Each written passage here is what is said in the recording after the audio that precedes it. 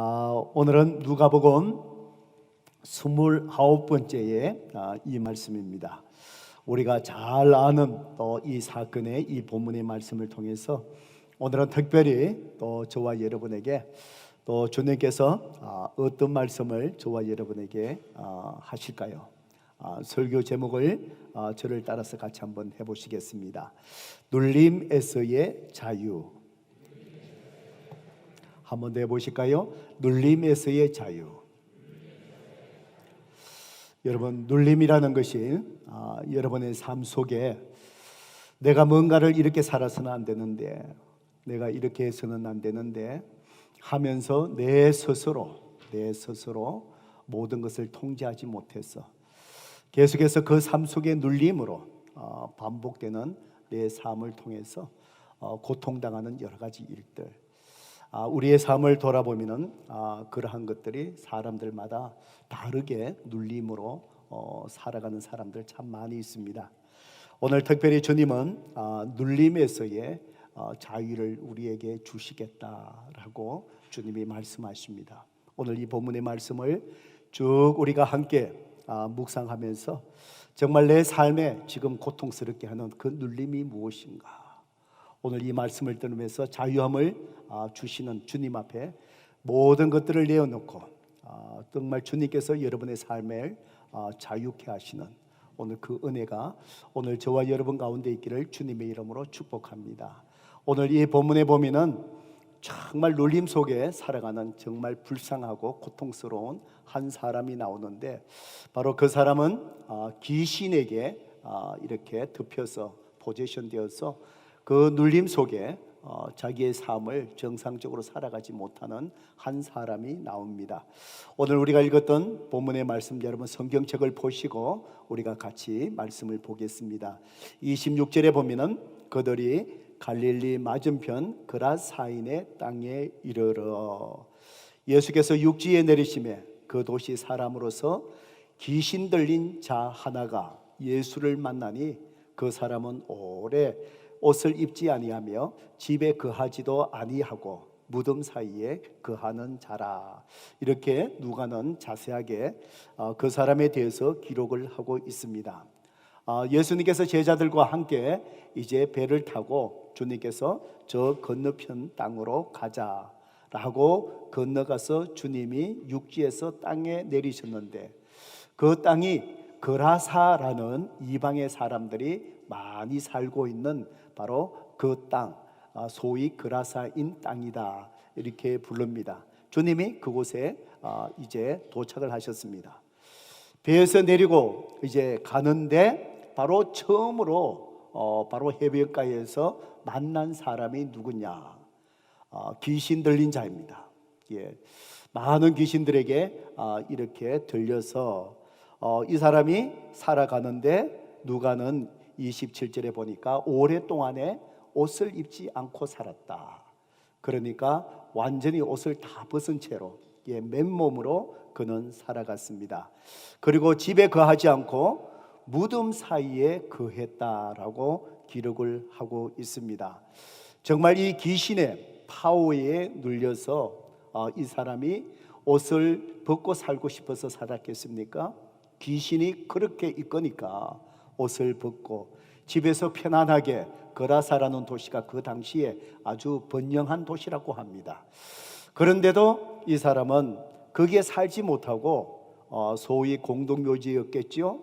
무덤 사이에서 정말 음침한 그곳 속에서 이 사람은 그렇게 살아가고 있습니다.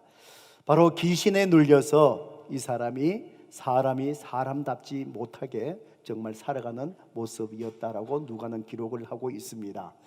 똑같은 이 상황을 마가복음을 기록한 마가는 이 사람의 상황을 또 다른 모습에서 이 사람이 어떻게 생활하고 있는지를 표현을 잘 해주고 있습니다.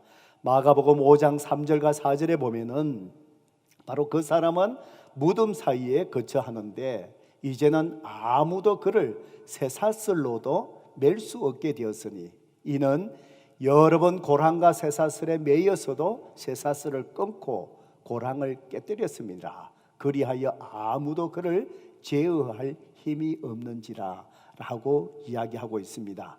이 귀신의 이 파워가 얼마나 큰지 사람들이 이 사람의 난폭성을 통제하려고 새 고랑을 채워봤습니다.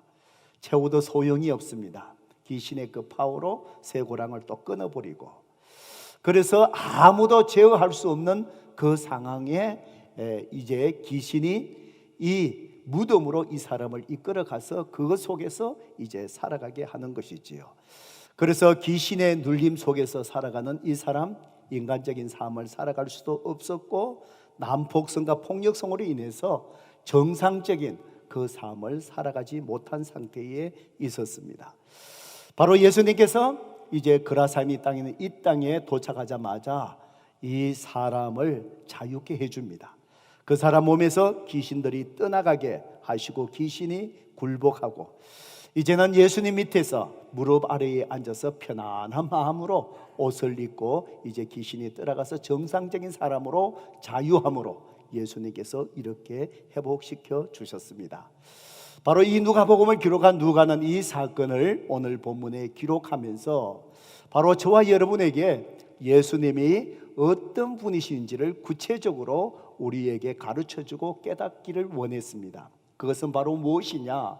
예수님은 사탄의 능력, 귀신의 능력도 제어하고 우리에게 자유함을 주시는 분이시다. 그리고 사탄뿐만 아니라 오늘 우리의 삶 속에 나의 여러 가지 나쁜 습관들, 또 내가 심리적인 여러 가지 눌림의 상황들, 환경적인 눌림의 상황 속에 살아가는 저와 여러분에게 바로 눌림에서 자유함을 주시는 유일한 치유자가 바로 예수 그리스도이시다라는 사실을 오늘 저와 여러분에게 깨닫게 해주고 있습니다. 저는 지난달에 한국에서 일어난 엄청난 그 사건의 뉴스를 보면서 모든 한국 사람들이 경악해하고 놀라는 그 모습을 기사를 통해서 본 적이 있습니다. 아마 많은 분들이 여기 있는 분들도 그 기사를 아마 접했을 줄로 압니다.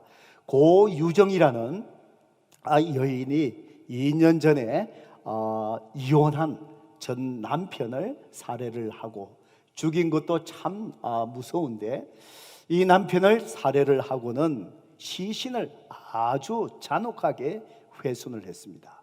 그리고는 훼손한 시신들, 잘게 이렇게 훼손한 시신들을 제주도에서 또 이렇게 배를 타고 육지로 들어오면서 바닷가에 봉지를 버리고, 또 도착해서 또 다른 곳에 가서 쓰레기장에 또 시신을 버리고, 또 다른 곳에 버리고, 그래서 분명히 이 여인이 남편을 죽인 것은 확실한데 그 시신이 어디에 훼손해서 버린 것이 어디에 있는지 지금 찾지를 못하고 한 달 동안에 찾지 못하고 있는 그런 상황 속에 참 있습니다.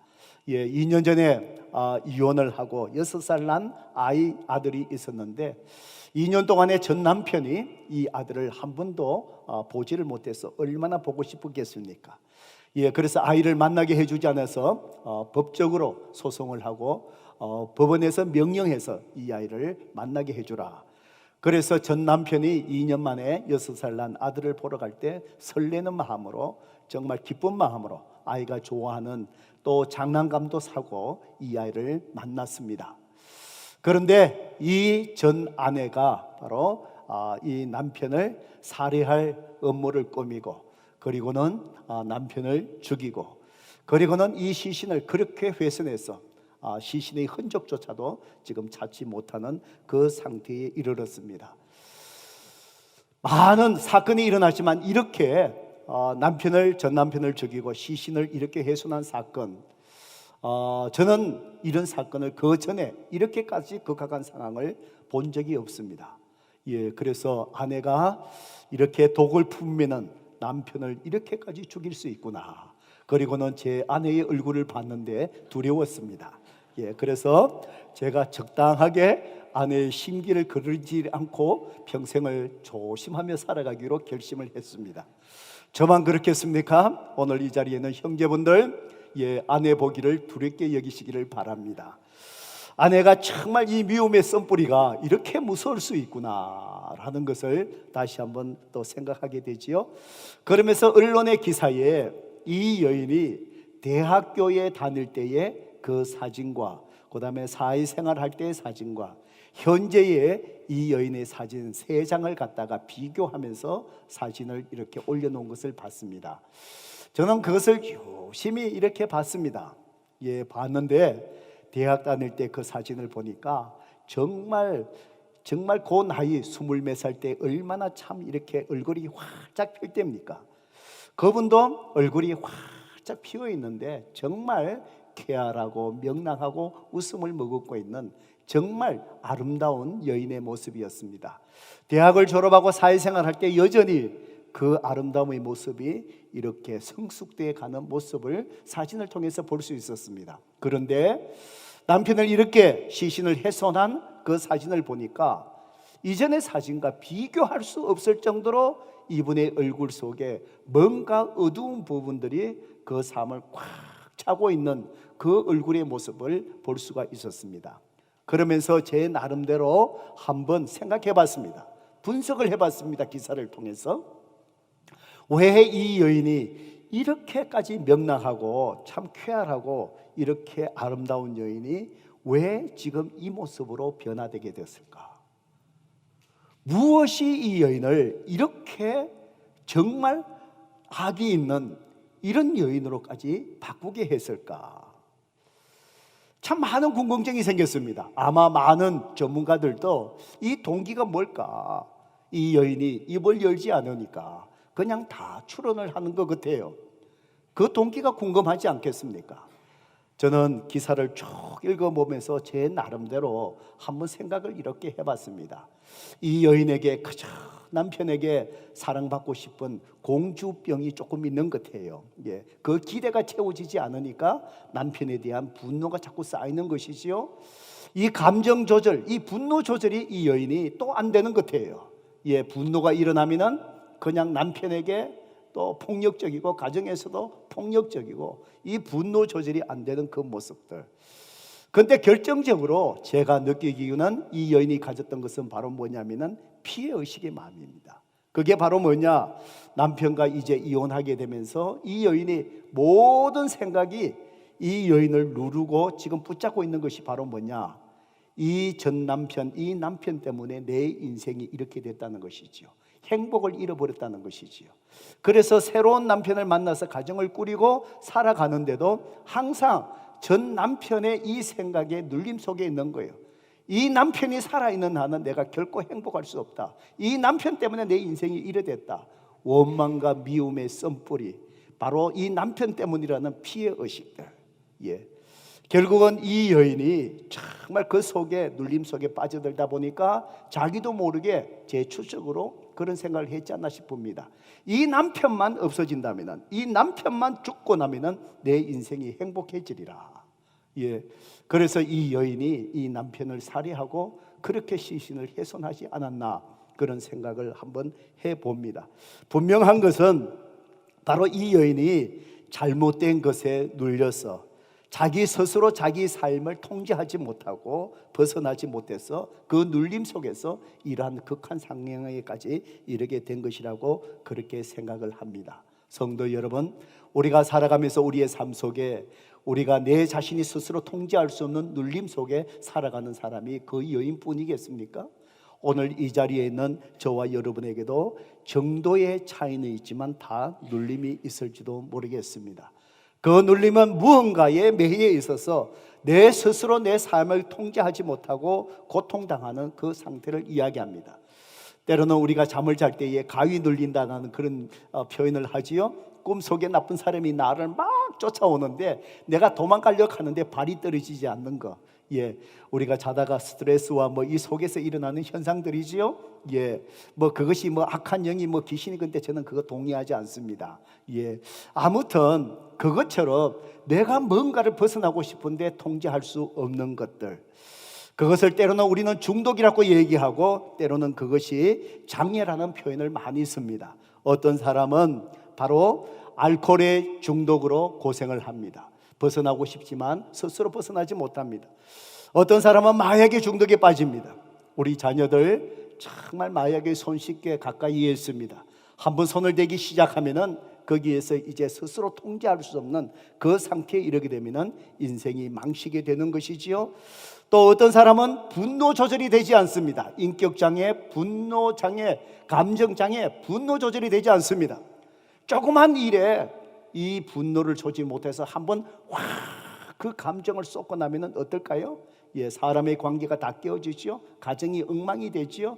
지금까지 열심히 해왔던 모든 일들이 한마디로 다 아무 소용없이 수포 상태로 돌아가게 되지요. 또 어떤 사람은 어체증이 있습니다. 어떤 사람은 어부증에 눌려서 그저 의심하면서 그 속에 벗어나고 싶지만 벗어나지 못해서 항상 괴로워하고 가정이 힘들어가는 그런 상황들, 우리의 삶 속에 얼마나 많은지 모릅니다. 또 어떤 사람은 또 이 말에 통제가 안 되어서 또 내가 함부로 말을 하고 났을 때 또 내가 이 말을 왜 했을까 이렇게 후회하지만 뱉은 말이 다시 주워 담을 수 있습니까? 이 통제되지 않는 어느 생활들, 이런 것들, 성도 여러분, 아무튼 그것이 무엇이라 할지라도 오늘 우리가 눌림 속에 살아갈 때에 벗어나지 못할 때 우리의 삶이 피폐해지고 내만 고통을 당하는 것이 아니라 가까이 있는 사람들조차 고통을 당하는 것입니다. 성도 여러분, 오늘 여러분은 삶 속에 여러분을 고통스럽게 하는 그 눌림이 무엇입니까? 여러분 삶 속에 계속해서 가정을 힘들게 하는, 그 삶 속에 어렵게 만드는, 여러분이 벗어나고자 하지만 스스로 벗어날 수 없는 그 눌림이 여러분 각자에게, 여러분에게 있어서 그것은 바로 무엇입니까? 오늘 귀신에게 포지션되어서 눌림, 그 파워의 눌림에서 그 인생을 정상적으로 살아가지 못한 바로 이 귀신 들린 자가 어떻게 자유함을 얻어서 정말 정상적인 삶을 살아갈 수 있었겠습니까?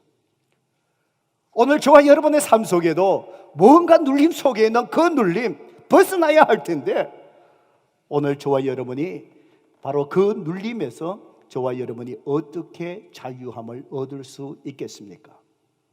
저는 이 말씀을 쭉 묵상하면서, 한 주 동안 묵상하면서 주님이 바로 이것에 대해서 말씀해 주시는 것 같습니다.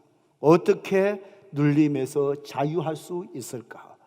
주님은 이 본문을 통해서 우리에게 세 가지를 오늘 말씀해 주십니다. 첫 번째로 26절과 27절의 말씀을 통해서 바로 우리가 기억해야 될 것은 바로 삶의 자리, 내가 눌림으로 고통당하고 있는 그 삶의 자리에 이미 찾아오신 예수님, 바로 그분을 만나야만이 오늘 스스로 통제할 수 없는 고통을 주는 그 눌림에서 벗어날 수 있다라고 오늘 성경은 말씀하십니다. 여러분 누가복음 8장 27절의 말씀을 같이 한번 읽어보겠습니다. 같이 읽을까요? 시작. 예수께서 육지에 내리심에 그 도시 사람으로서 귀신 들린 자 하나가 예수를 만나니 그 사람은 오래 옷을 입지 아니하며 집에 거하지도 아니하고 무덤 사이에 거하는 자라. 성도 여러분, 바로 예수님이 육지에 내리시자마자, 바로 그라사인의 땅에 도착하자마자 바로 만난 사람이 누굽니까? 그 도시 사람으로 귀신 들린 자 하나가 예수를 만났다라고 누가는 기록을 합니다. 성도 여러분, 바로 이 귀신 들린 자가 그냥 우연히 예수님을, 바로 그 땅에 오신 예수님을 우연히 만난 것은 결코 아닌 것 같습니다. 우리가 앞에 이미 일어난 사건들을 쭉 말씀을 보면은 여러분 20절 말씀을 같이 한번 보실까요? 22절의 말씀을 한번 보십시오. 22절에 그 말씀을 보시면은 바로 하루는 제자들과 함께 배에 오르사, 이 하루는 이미 제가 말씀을 나누었지요. 2주 전에. 이때가 바로 언제였다고요? 그 앞에 보면은 마음에 좋은 땅, 이 씨 뿌리는 자의 비유, 바로 말씀을 잘 듣는 자가 누구인가, 그 마음밭에 대해서 예수님이 비유로 가르치셨던 그날 저녁이다라고 마가복음에 보면은 자세하게 그 때를 기록하고 있습니다. 바로 그날 저녁에 저물 때에 제자들과 함께 예수님이 배에 오르사 그들에게 이르시기를 뭐라고 말씀하셨다고요?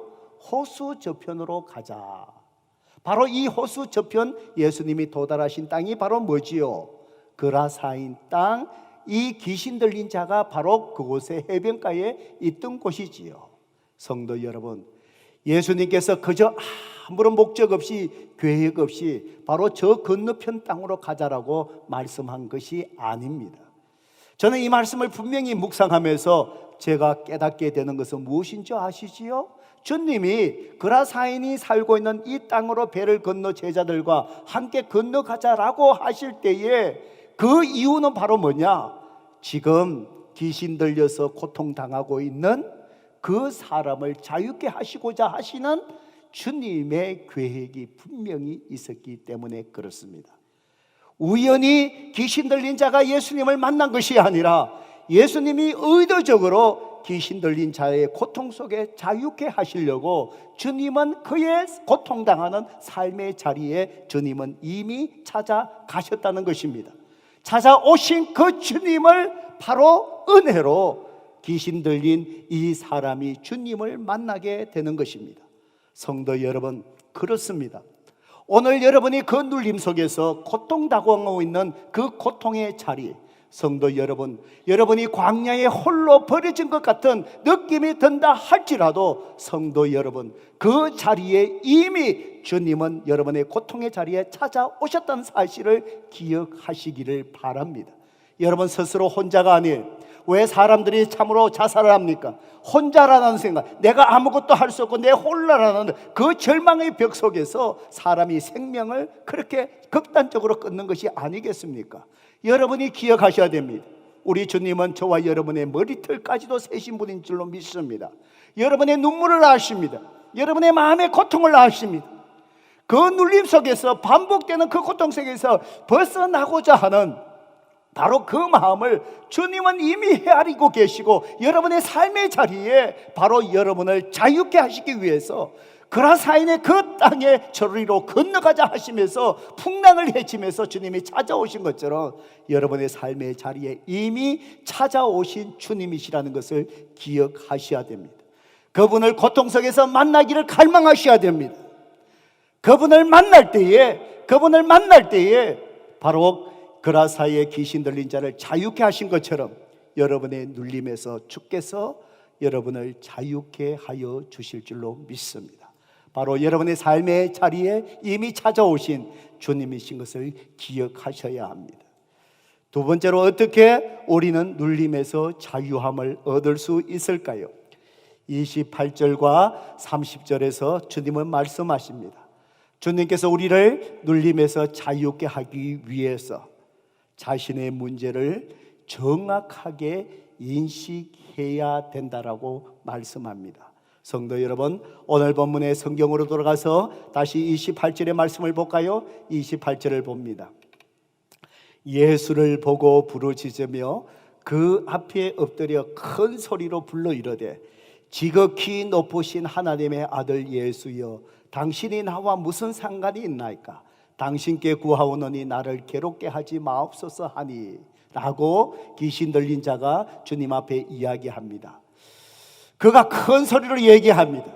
그 속에 있는 귀신이 외치는 것이지요. 뭐라고 예수님에 대해서 얘기합니까? 지극히 높으신 하나님의 아들 예수여라고 합니다. 바로 이 귀신은 바로 예수님이 누구이신지를 정확하게 알고 있었습니다. 그분은 지극히 높으신 하나님의 아들이라는 것을 이 마귀가 귀신이 알고 있었습니다. 성도 여러분, 이것은 무엇을 의미한 줄 아십니까? 우리가 예수님에 대해서 아는 것이 우리의 구원의 믿음이 될 수 없다라는 사실입니다.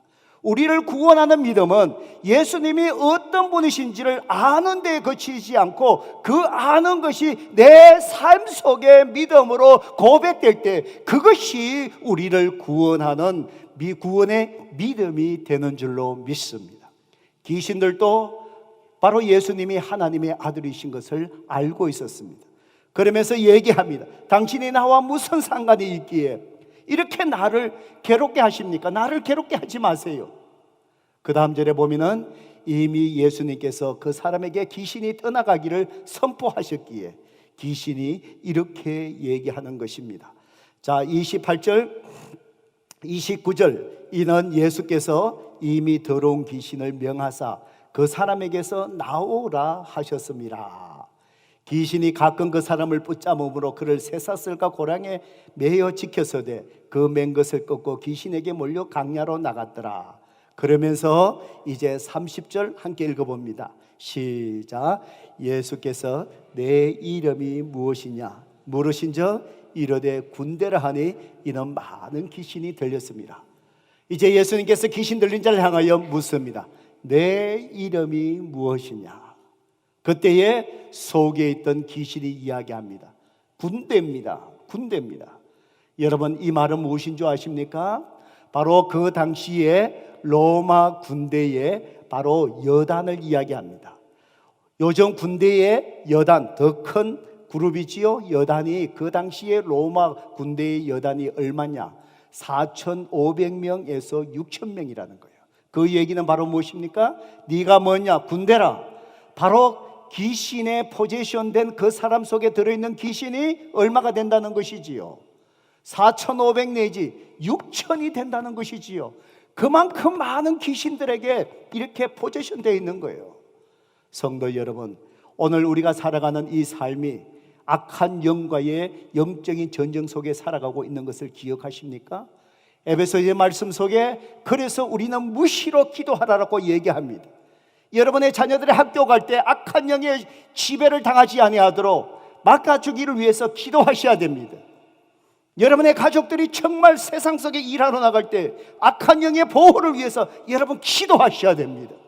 이 귀신 들린 자 바로 4,500 내지 6,000에 대한 많은 귀신이 이 사람을 그냥 짓눌려서 정상적인 삶을 살아가지 못하게 하는 것이지요.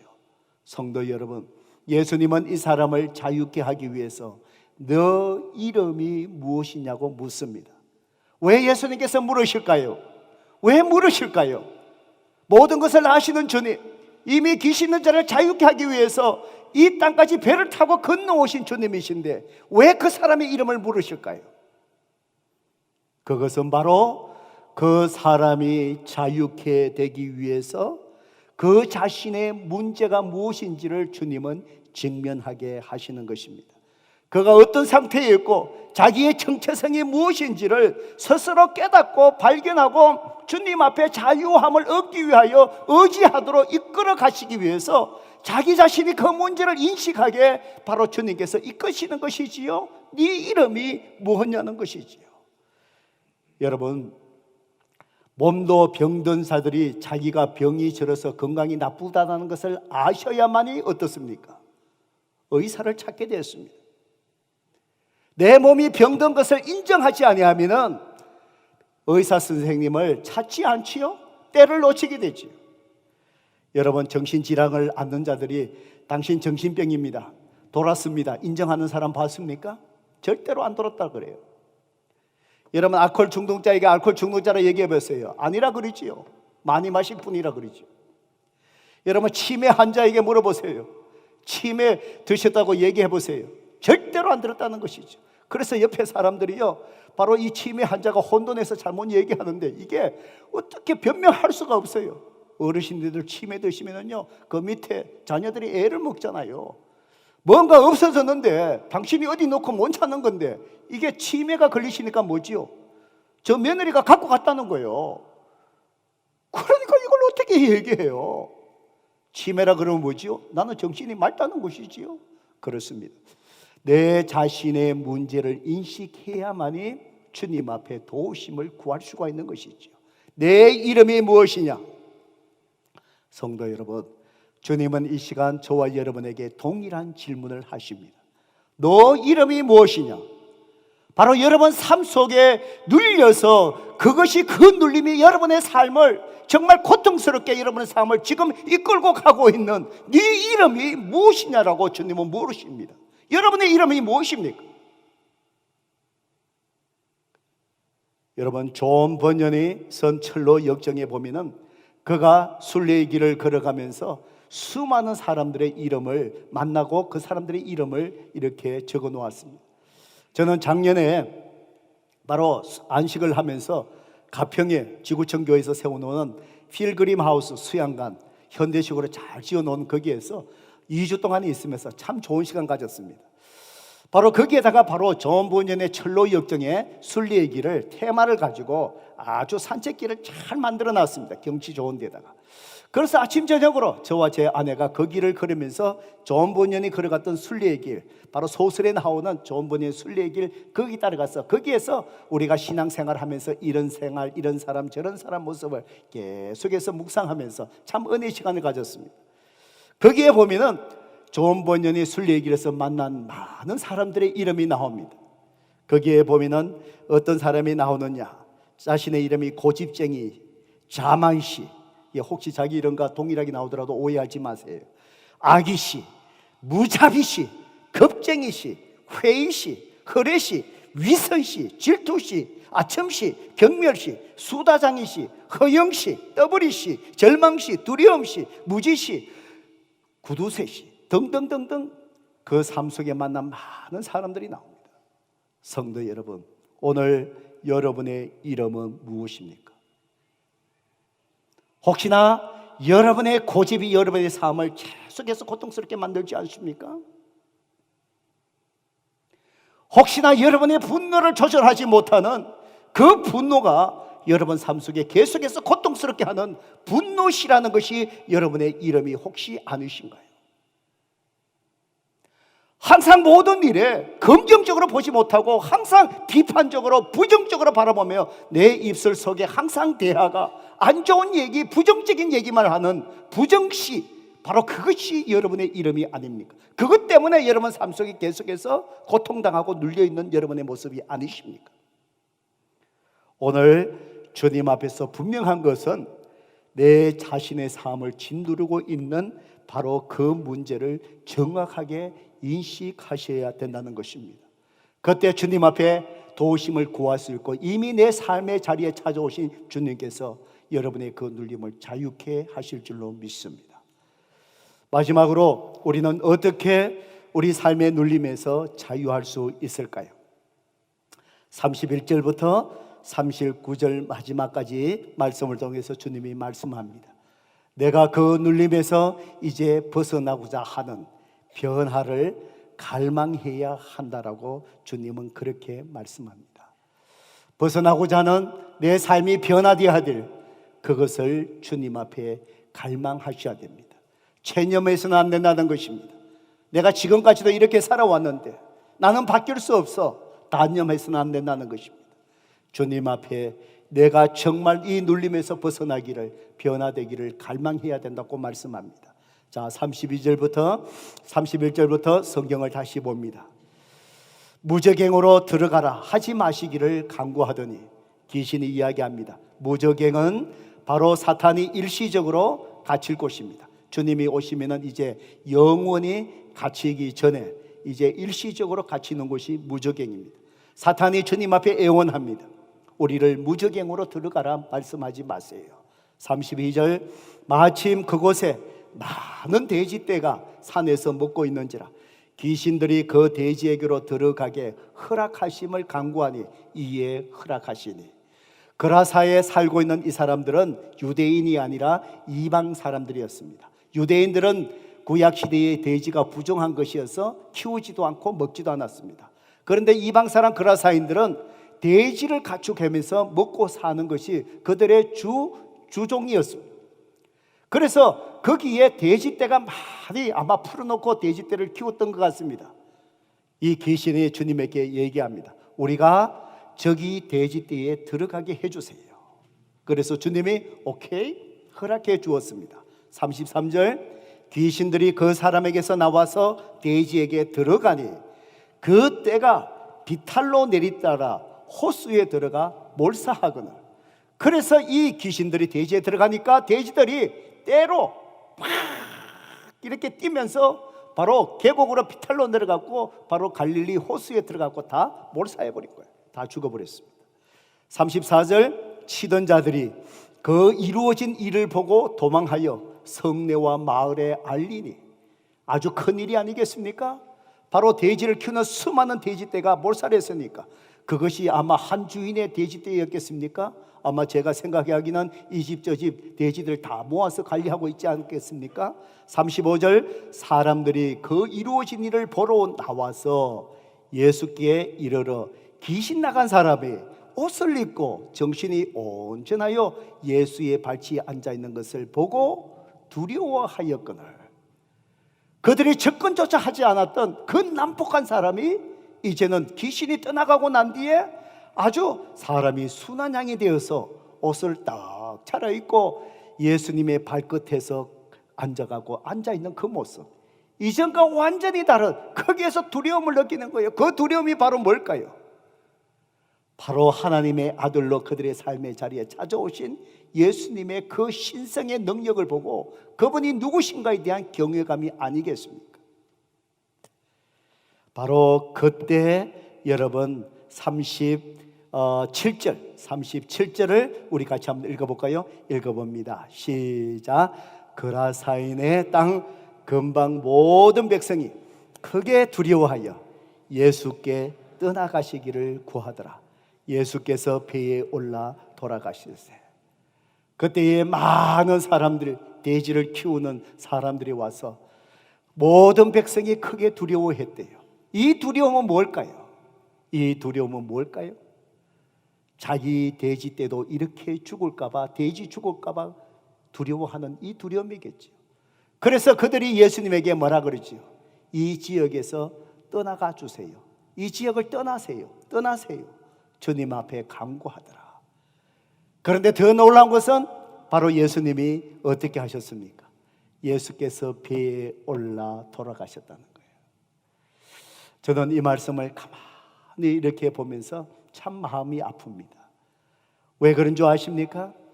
오늘 정말 우리의 삶 속에 성도의 삶을 돌아보면은 이렇게 삶의 자리에 예수님께서 오셔서 그 눌림을 자유케 하는데, 바로 그 자유케 하여 주시고 온전케 하여 주신 그 귀신 들린 자가 온전케 된 그 모습을 보면서도 지금 당장에 내 속에 있는 걱정이 뭘까요? 돼지, 이 세상적인 것, 이것 때문에 은혜 입을 수 있는 그 시간, 은혜 입을 수 있는 자리, 자유함을 얻을 수 있는 그 자리에 주님을 배척하는 거예요.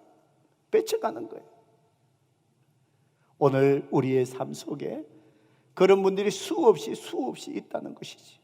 저는 이 말씀을 이렇게 보면서 참 마음이 아픈 게 이게 우리의 모습인데요.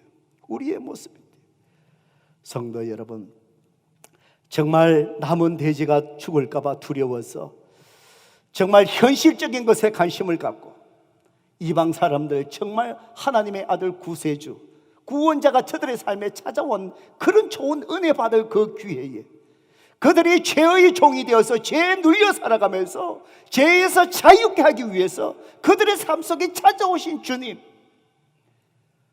눈앞에 보이는 먹고 사는 돼지, 현실적인 세상적인 바로 그 일 때문에 영적인 것에 관심을 갖지 못하고 주님을 배척하는 그 모습, 성도 여러분, 그들에게는 하나님을 위해서 살고자 하는 마음이 조금도 없었습니다. 그리스도 안에서 정말 자유케 되어서 기쁨을 누리는 만족함의 그 삶의 모습보다도 세상의 돼지를 기르면서 살아가는 기쁨과 바로 만족을 그들은 택했던 것입니다. 성도 여러분, 바로 죄의 노예 속에서 눌림에서 벗어날 수 있는 그 자유, 그들은 바로 변화를 갈망하지 않았습니다. 주님의 도우심의 은혜를 구하지 않았습니다. 오늘 저와 여러분의 눌림 속에서 정말 주님의 도우심으로 여러분이 정말 눌림에 벗어나서 주님이 주시는 이 귀신 들린 자가 옷을 입고 주님의 발 아래에서 은혜의 자리에 주의 말씀을 들으면서 나중에는 주님과 함께 주를 따라가겠다고 얘기하지 않겠습니까? 그 헌신의 삶, 복된 삶의 자리에 나아갈 수 있는 것, 그것은 바로 뭘까요? 내가 그렇게 살기를, 눌림에서 벗어나기를, 그 변화를 저와 여러분이 갈망하셔야 된다는 것입니다. 성도 여러분, 영적인 것에 가치를 두고 살기를 갈망할 수 있기를 바랍니다. 그때에 삶에 찾아오신 주님이 역사하셔서 저와 여러분을 누림에서 자유케 하시는 것입니다. 저는 이 말씀을 이렇게 묵상하다가 오래전에 제가 섬겼던 한 가정이 참 생각할 때마다 제 마음속에 아픔이 있어요. 아마 제가 평생을 그 가정 속에 잊지 못할 것 같아요. 저희 집사람이 자주 저하고 얘기하다 보면은 그런 얘기를 합니다. 목사님들이 책을 한두 권씩 이렇게 잘 쓰시니까 저보고도 당신도 나중에 목회 다 정리하면서 책 한 권 써보면 어떻겠냐. 그래서 나는 말하는 것이 좋지 글 쓰는 건 참 힘들다 이렇게 얘기하니까 딴 거 쓰지 말고 우리 집 사람이 책 제목까지 다 정해줬습니다. 목회의 여정 속에서 내가 만난 사람들, 거기에 정말 감사하는 사람들, 기쁨이 넘치는 사람들, 헌신적인 성도들 있지만 또 그 속에는 뭐가 있지요? 참 마음속에 고통과 아픔이 되는 사람들, 뭐 이런 사람들 쓰라 그러면은 책 한 권이 아니라 한 10권을 쓸 수 있을 것 같아요. 그 중에 정말 쓰라면은 빼놓을 수 없는 한 가정, 아픔이 있는 가정이 있습니다. 이분들 가정이 저희 교회에 오래전에, 지금은 계시지 않습니다. 누굴까? 뭐 그런 생각하지 마시고요. 오래전에 저희 교회에 이렇게 오셨습니다. 오실 때에 참 부부가 가정이 화목하지를 못했습니다. 부부가 계속해서 다투고 그러면서 이 가정 속에, 부부의 관계 속에 분명히 눌림이 있는 것이죠. 힘들었습니다. 그러다가 저희 교회에 이렇게 오시면서 이제 말씀을 배우고 훈련을 받고 또 금요 성령 예배 와서 또 기도하고 예배드리고 이러면서 하나님이 그분들을 하나하나 가정을 만드셔서 회복시켜 가고 그걸 다 보는 거예요. 보는 거 다 보는 거예요. 이분들의 그 삶 속에 그 눌림이란 것이 바로 뭐냐? 첫 번째는 남편에게 있었습니다. 남편에게 계셔갖고요, 이분에게 자꾸 무슨 일을 하면은 한 일에 집중하지 못하고 한 5개월, 6개월 하고 나마 그만 실정을 내고 못하는 거예요. 그만두고 그러면서 또 그만두고 나면 뭐 할까요? 그 삶에 이 질서가 무너지니까 자꾸 엉뚱한 일에 방탕한 생활을 하고 이게 반복이 돼가 오는 거예요. 그래 오다 보니까 또 아내 입장에서는 어떻습니까? 가장이 되어서 자식이 커가면서 뭐죠? 남편이 자기 자리에 지켜서서 뭔가 이 한 일을 좀만 충실하게 이렇게 해야 되는데 이게 이민 와서 오랜 세월 동안에 이게 되지 않으니까 그 속에 계속해서 눌림 속에 있다 보니까 그것 때문에 부부가 참 어려웠습니다. 저희 교회에 와서 많이 회복되었습니다. 목장에서도 그분 가정 속에 남편이 뭔가 오랫동안에 이렇게 한 가지 일을 할 수 있는 일이 뭘까, 그걸 찾아드리기 위해서 같이 기도하고 고민하고 있는 그런 과정 속에 있었습니다. 그런데 어느 날 갑자기 1년이 채 되기도 전에 그래서 그 두 부부가 저를 찾아오신 거예요. 찾아와서 말합니다. 목사님 아시다시피 저희 남편이 이 하는 일이 정해지지 않아서 이렇게 참 놀고 이렇게 생활하는 거 주님, 그 목사님 아시지 않겠습니까? 그런데 타주에 좋은 또 남편이 할 수 있는 일이 제한이 와서 그래서 저희 부부가 이사 가기로 했습니다. 뭐 이사는 갈 수 있겠죠. 이사는 갈 수 있겠지만 그런데 그분들이 가시고자 하는 그 도시가 어떤 곳이냐? 바로 그것은 갬블링을 많이 하는 유흥 도시였습니다. 그 말을 듣는 순간에 제 마음에 가슴이 철렁 내려앉았습니다. 왜냐하면은 생각할 여지 없이 그분이 가야 될 도시가 결코 아니거든요. 말리고 싶었습니다. 바지가랑이라도 잡고 치마가랑이라도 잡고 못 가게 말리고 싶었습니다. 그런데 이미 이분들은 모든 것을 다 결정하고 저한테 오셔서 그냥 알려주시는 거예요. 더 이상 제가 할 수 있는 부분들이 없었습니다. 그래서 모든 것을 결정하고 다 정리하고 이미 결정하고 온 상태이기 때문에 할 수 없이 이제 그것으로 떠나게 되었습니다. 이제 떠나는 날 이삿짐을 신고 6월에 싣고 떠나는 날 이제 마지막에 저희 집 사람하고 또 같이 그 부부를 만나서 이 35번 하이웨이, 제가 지금 그 장소가 어딘지도까지도 제가 기억을 합니다. 너무 저에게 가슴 아프기 때문에 만나서 정말 마지막 정심 제가 잘 대접해드리고 그리고 마지막 떠나보면 손을 잡고 기도했습니다. 가셔서 신앙생활 잘 하셔야 됩니다.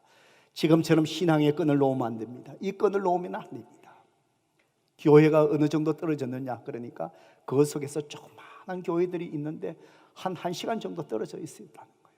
가셔야 됩니다. 신앙생활 여기서 하는 것처럼 하셔야 됩니다. 약속을 하고 두 사람을 축복하고 하나님 이 사람들이 절대로 하나님의 신앙의 끈을 놓지 않게 해주시고 믿음 안에서 하나 돼서 정말 이 화목한 생활을 이어가게 해주세요. 기도했습니다. 자기들도 자신이 있다 그랬습니다. 그래 하겠다 그랬습니다. 가시고 난 다음에 1년이 지나고 난 다음에 그 아내에게서 저한테 전화가 왔습니다. 목사님 이제 이 남편을 이제 홀로 버리고 제가 이곳을 떠납니다. 그러면서 전화 온 거예요. 어떤 일이 있었습니까? 그러면서 차를 타고 지금 떠나오면서 혼자 운전을 해서 남편을 떠나오면서 홀로 두고 이제는 자녀들과 큰 자녀들이 있는데 자녀들과 다 의논하고 더 이상 이제 살 수 없다. 자녀들도 동의하고 이제 그 남편을 두고 이제 오는 거예요. 가정이 깨어진 거죠. 그러면서 울면서 얘기하는 거예요. 처음에는 얼마 동안에 그러다가 그 다음부터는 그 유흥가에서 일을 하다 보니까 한 번, 두 번 하다가 그게 빠져들어 버린 거예요. 옛날로 돌아가 버린 거예요. 결국 그분의 가정은 깨어지고 이혼하고 이제 이 아내가 이쪽으로 오셔서 우리가 조금 돌보다가 남편이 계속해서 이 아내를 찾기 위해서 전화 오니까 저한테도 전화 오니까 이제 저에게도 연락을 끊어버리고 조그마한 그 한인들이 많지 않은 그 도시로 어딘가 이사를 가시고 연락이 끊어져 버렸습니다. 아마 제가 여러 가지 듣기로는 현재에도 그 가정이 완전히 깨어진 상태입니다. 성도 여러분, 참 아픈 가정이지요. 무엇이 문제였습니까? 무엇이 문제였습니까?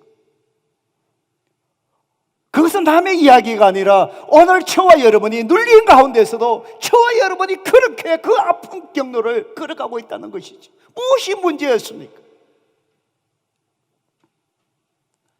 그 눌림에서 벗어날 수 있는 것은 오직 주님만이 자유케 하시는데 신앙의 끈이 끊어져 버린 거예요.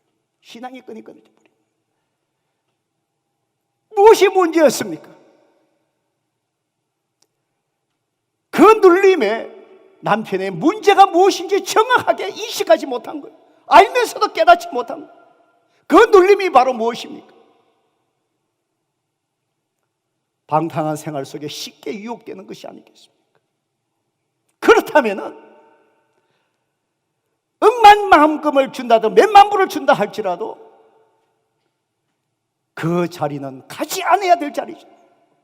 가지 않아야 될 자리죠.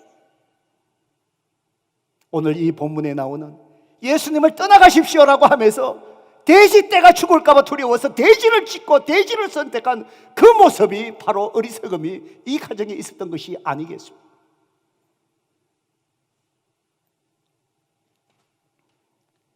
변화를 갈망하지 않는 거예요. 영적인 것을 택하지 않는 거예요. 주님 앞에 오직 주님만이 우리를 눌림에서 자유케 하시는 간절한 그 갈망이 없는 거예요.